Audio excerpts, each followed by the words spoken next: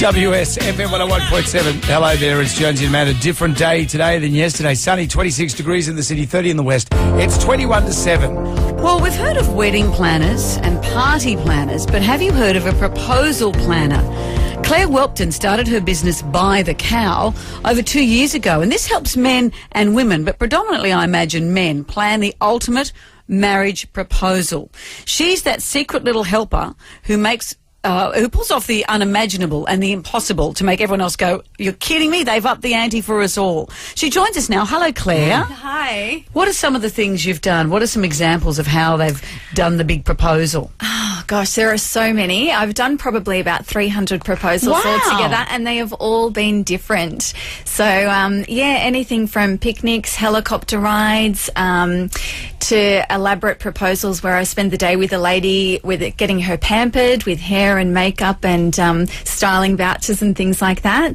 But I guess my most popular one is just a pop-up proposal where the couple are just strolling along and all of a sudden they find this beautifully decorated area, usually outdoors on the beach or in a woodland somewhere. And and they see their photographs and all of a sudden the lady realises that it's about her and So there's a photographer there, you mean? There is a photographer there.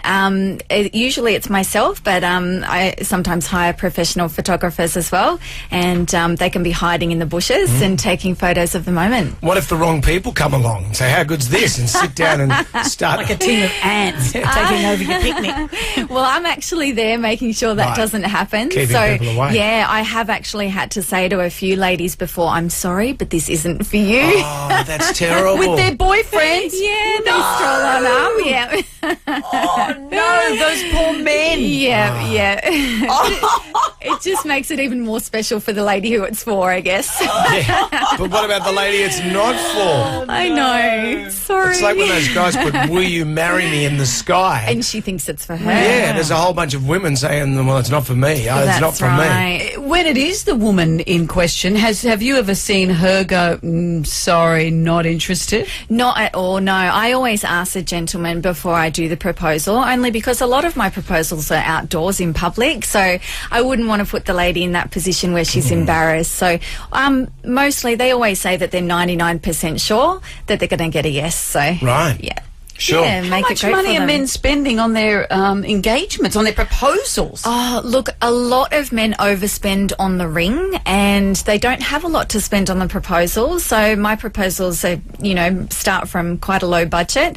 But some men do want something over the top and they're willing to spend a few $1,000s to make it special. Right. Because women can be, I don't know if you've noticed this, but they can be quite controlling when it comes to a wedding. And I found, like, when I got married, my wife said, "This is the engagement ring I want, and this is this." So I had no say in it. Yeah. So in a way, I could have, if you were around back in the 40s when I got married, I could have got you on board and said, "Well, let's organise so this." That you could control something. So you could control something of it. Yes. Do you feel sorry for the guy that really doesn't have any money and doesn't have much imagination, and the old-fashioned way of, "Hey, what do you reckon, will you marry me?" Just the old thing where you're fixing the car and she's bent over near the steering wheel and you're washing the windscreen and go, "Oh, by the way, let's get married." Do you know, I've heard so many successful marriages that have been based on proposals like that. So elaborate proposals are not for everybody. But yeah, I think it doesn't necessarily, as long as it comes from the heart and it's something special, I think that's the most important thing. Amanda's talking about her own proposal there. Bent over the steering wheel in a Daisy Duke shorts. Yes, that was it, exactly. And Harley Quite just said, "Well, I got myself a keeper here." And she's cleaning the windscreen. Good on her. Claire, thank you for joining us. For more information, visit Buy the Cow.